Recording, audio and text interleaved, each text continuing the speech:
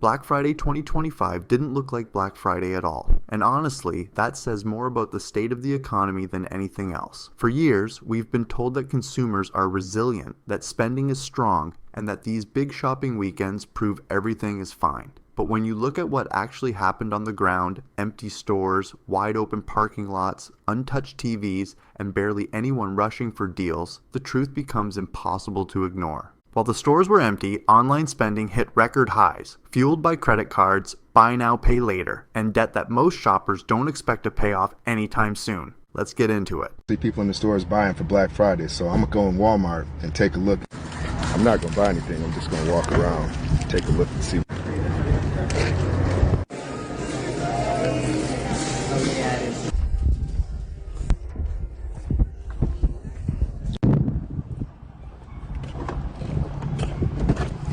Yeah, I don't see a lot of Black Friday shopping.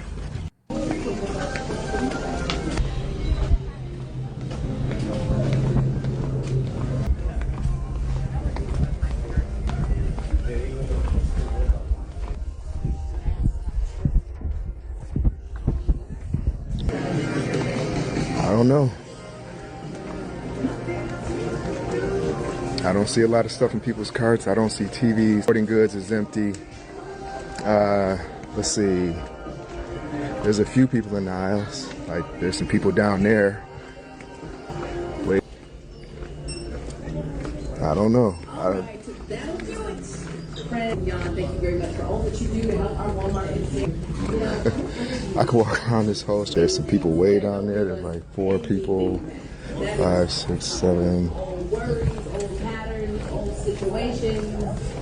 Situation shifts. Okay, that's enough. I mean, you tell me. So, you shift your focus to what is actually supporting you. This is the middle of the day.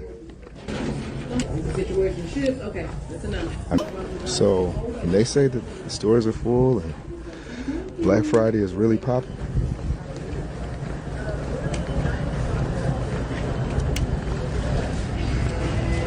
a lot of empty aisles, a lot of stocked shelves and full pallets of TVs and toys.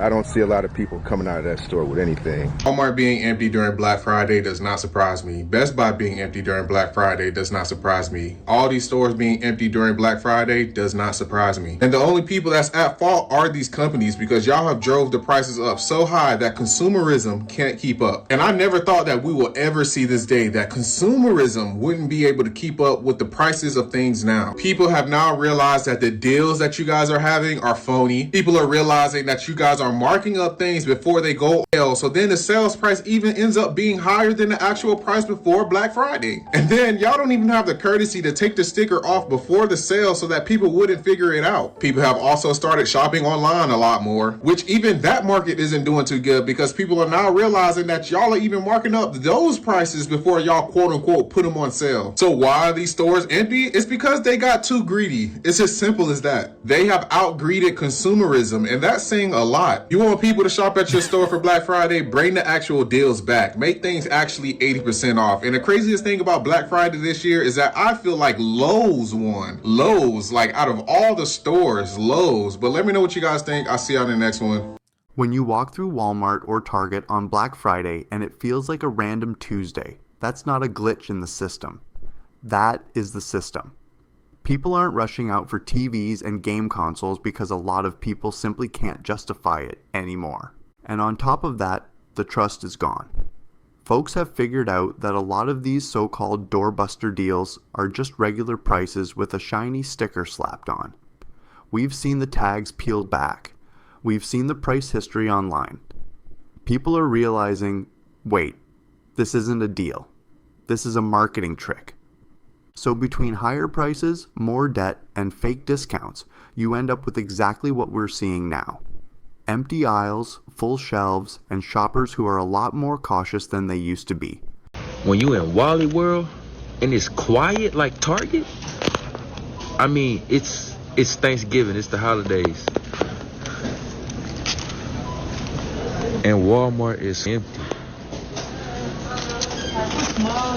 I don't think y'all understand what I'm saying. This is Walmart. Government shutdown is in full effect, ain't it? I'll see the stores and how empty they were on Black Friday, baby. Y'all followed the assignment. Y'all did y'all's thing. Best Buy, check, empty.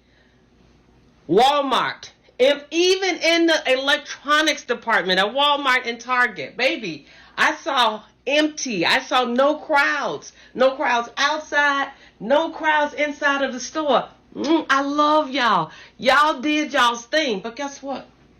I turned on the TV today and the lies. Oh my God, the lies. They are talking about how y'all spent all of these millions of dollars online. I'm not going for it. I do not believe it. Ain't nobody got no money. Ain't nobody got based upon the credit card charges that were made. Well, baby, we using credit cards to buy groceries with now. We using credit cards to buy vital things. Ain't nobody up in them stores buying all that stuff that y'all got. Regular people, man, they checking out. They talking about making candy and soap and jellies, and that's the kind of stuff they giving for Christmas. It ain't happening. Y'all did y'all's thing. Don't believe the lies they trying to push now. It's all BS. Stay out of the stores. Christmas ain't happening this year. Keep your money in your pocket. You're going to need it. Stores being empty for Black Friday does not surprise me, not one bit. Best Buy empty. Walmart empty. Target empty. Everywhere that people shop at empty. Why? Because these companies have made it so difficult to enjoy and shop with them because one, of their bigotry. Oh. And two, they keep upping the prices on their items. We can't even keep up with the price. In addition to that, how many TVs do we really need? Every year, a TV's on sale, microwave on sale. Thirdly, these Black Friday deals aren't even Black Friday deals. This is their regular deals. What are we going to do with 10, 20, 30% off? We don't want that. Give us the 60. Give us the 75, the 80, the 95. And then we'll come back and shop with y'all. But until then, expect close to 187 million people to shop. No, it doesn't. Like, that's a lie. It might wish for that. It may have been that years ago, not this weekend. Like, it's a chop, it's a wrap. Like, y'all lost. Y'all are down real bad. Look at the number of people there. It's King of Prussia Mall. It's the third largest mall in the country, and it's empty. I could literally count on all of my phalanges how many people are in line.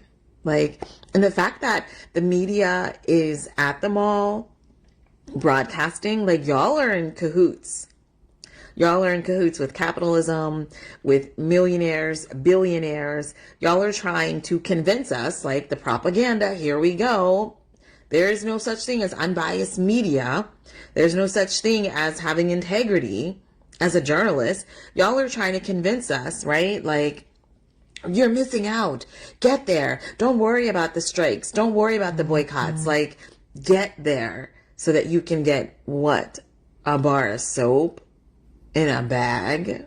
Get out of here. Like, y'all are losing, and it's obvious. We know it. So, bye. And it's not just people on TikTok or YouTube noticing this shift. Even mainstream outlets are starting to admit something's off. Watch this clip from Fox, where they talk about how much people spent, but also how little money, especially young people, actually have to work with. The numbers sound big, but when you look underneath, it's a story about people cutting back, relying on credit, and feeling the squeeze. Holiday shoppers are starting off strong, spending a record $11.8 billion online on Black Friday. But Gen Z seems to be holding back as more young shoppers are turning away from big holiday spending, and this is raising concerns for major retailers. Fox Business host Cheryl Casoni is here with the very latest. Cheryl, it appears to be a bit of a mixed bag here. It really is. So overall, $18 billion was spent on Black Friday, but you've got this new survey finding that 34% of Gen Z is planning to cut back on their holiday spending, and that is a problem for the economy and for the retail sector. So here is the average expected holiday spending by Gen Z for 2024, $1,282 This year, $850. So they're definitely cutting back, as you can see by those numbers. And here's the thing, is that retailers, they want to hook them in young, Carly. They want to get you when you're young so that when you start to make money in your later years, that you'll come back and spend on the same brand. They want those loyal customers, and that isn't really happening. Who only group right now, this is going to make you laugh, the only group right now that plans to spend more for this entire weekend leading into this week and for the holidays is Gen X. Oh, really? Think about it, right? That 45 to 60-year-old group, they're making more money. Yeah, that's true. So, the administration, their focus is on affordability right now. They see this report, and what must they be thinking? They must be thinking that they've got to figure out a way to help that younger generation with affordability. And that's the buzzword in Washington, right? But it is about this generation is now starting to pay high rent. They've got student loans that they're getting hit with. That debt is hitting them. And they're also struggling in the job market because a lot of times when you see companies do layoffs or staff reductions, what have I said before? You take from the top and you take from the bottom. So those young college age or recent college graduates, especially those in this survey, say that they're the ones cutting back, and it's because they're struggling in the job market. Yeah. So yes, the headline sounds impressive. Billions spent, record online sales. But even they have to admit Gen Z is broke, rent is high, student loans are back, and people are struggling in the job market. That tells you something important. These record spending headlines don't mean everyone is thriving. A lot of this strong consumer story is being propped up by credit cards, buy now, pay later, and people trying not to disappoint their families during the holidays, even when they really can't afford it. Cyber Monday, and U.S. consumers are not wasting any time tracking down some major deals. Joining me now to break it down, co-host of the Big Money Show on Fox Business, Taylor Riggs. Taylor, Adobe Analytics, where I get all my news from, is predicting another historic day of savings today, over $14 billion in sales. That marks a 6.3 from last year. So despite all this talk about the economy and, the Gen Zers not spending, it looks like people are spending. Yes. Is that number adjusted for inflation, though, right? Because I know the guest in your previous segment before the commercial break had talked about how affordability is still very much on the ballot, right? So again, people are spending, but I think they're just searching for deals. Affordability absolutely is number one. But again, little Timmy wants a Christmas present under the tree. So people want to go out and shop, but they are definitely looking for some deals. You can't disappoint little Timmy. It's a credo I live by. So where are the deals? Where can we find them? Okay, am I crazy? No. The deal, people say that there are deals, but I always want to caution people because sometimes you have to prepare for markups going into big shopping events. So when you see 40% off, it feels like a deal, but it isn't actually a deal if they've been marking things up in advance. Of course, we talk about Cyber Monday, but frankly, I was browsing online last night and they already had Cyber Monday deals going on over the weekend. So I think what retailers are doing, retailers traditionally have low margins, which means it's harder for them to turn a profit. They are extending the deals where it's maybe the entire month of November or the entire month of December. So maybe there's a deal today, but really I think people understand in this sort of K-shaped economy, retailers are extending deals really through the season to make sure that they're drawing in buyers into that store. It makes sense. That makes sense. Why force people? What if I have a busy day at work today and I can't get online? You may want to extend it all the way till December 24th. Forbes is reporting Amazon, Best Buy, Target, and Walmart are the top four retailers with significant cyber money. So after Black Friday, I kept seeing these headlines saying things like Black Friday spending is up, almost like it was some big win for the economy. And at first glance, that sounds positive, right? More spending usually means people are feeling confident, but then you start digging into the data, and the story looks very, very different. Here's a headline from Business Insider showing what's actually driving that increased spending. It says, Black Friday shoppers are relying on buy now, pay later plans, and here's how that could backfire. And that right there tells you everything you need to know. People aren't spending more because they suddenly have more money. They're spending more because they're borrowing more. Now look at this breakdown from Adam Cochran. This is where the picture becomes clear.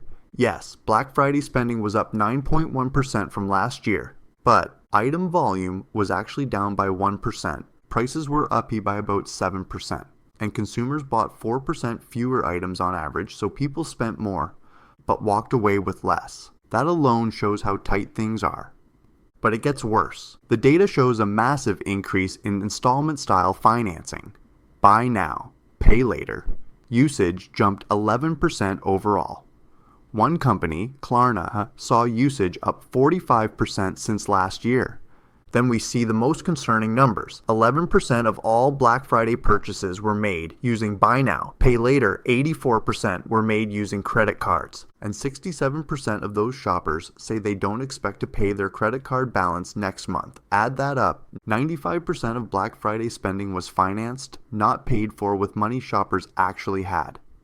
And out of that 95%, 67% of the debt won't be paid off within 30 days.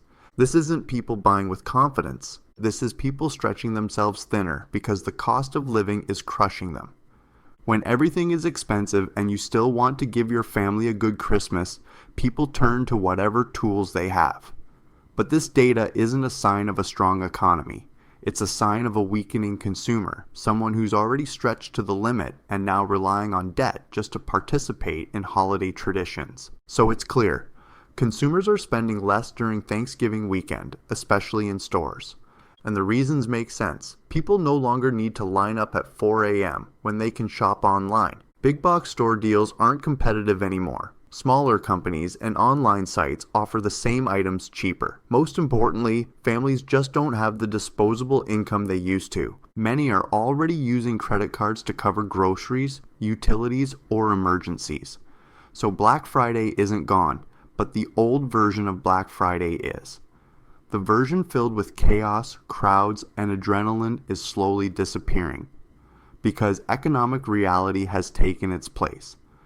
But now I want to hear from you. Did you shop this Black Friday? Were your local stores empty too? Are people in your area spending less this year? Let me know in the comments. Thanks for watching, take care, and let's enjoy the collapse.